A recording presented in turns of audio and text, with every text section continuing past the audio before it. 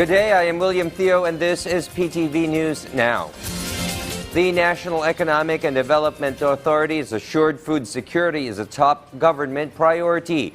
NEDA Secretary Sentro Balita said they already took decisive action and had prioritized measures to mitigate the effects of El Nino and La Nina. El Nino and global disruptions exert upward pressure on food prices, while La Nina threatens to compound the strain on the country's food supply. Balisacan reaffirms the unwavering commitment of the Marcos Jr. administration to prioritize food security, economic growth, and the welfare of producers and consumers. The Philippine Statistics Authority announced yesterday the country's inflation rate increased to 3.8% in April 2024 from 3.7% in March 2024.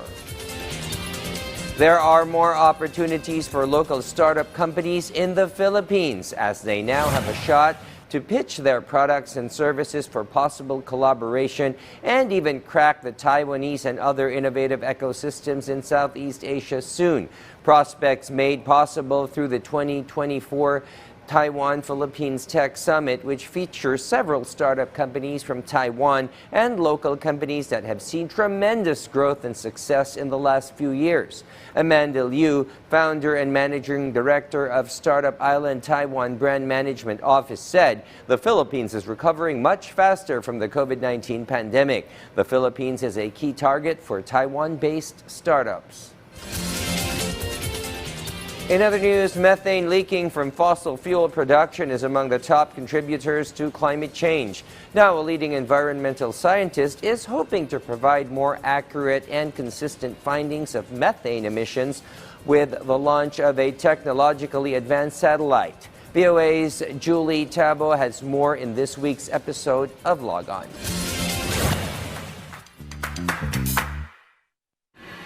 And liftoff, Falcon 9.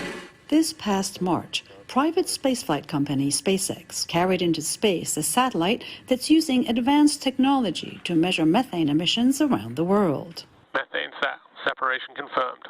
Manufactured by Colorado-based Blue Canyon Technologies and roughly the size of a washing machine, MethaneSat will circle every part of the Earth to measure how much of the planet-warming gas has been emitted into our atmosphere and how those emissions vary. MethaneSat would be one of the first satellites that's actually not only able to measure the source of emission, but to actually monitor it over time so they can see if it's getting better, if it's getting worse.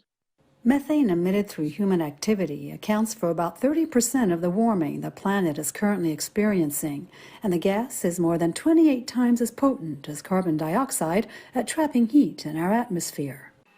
MethaneSat, developed by the Environmental Defense Fund in collaboration with several partners, will initially focus on fossil fuel production, which is the second largest human-made contributor to methane emissions after agriculture. We've been leading efforts to understand methane emissions from the oil and gas industry for well over 10 years now.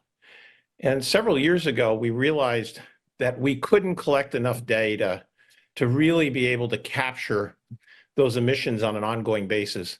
The data will help scientists assess where reductions need to be made and by whom. The key here is going to empirical data, high quality data, data that we can trust and that we can then utilize to really understand the problem.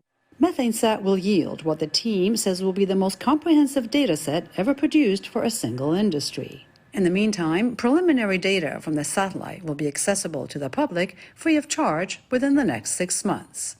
Julie Tabo, VOA News.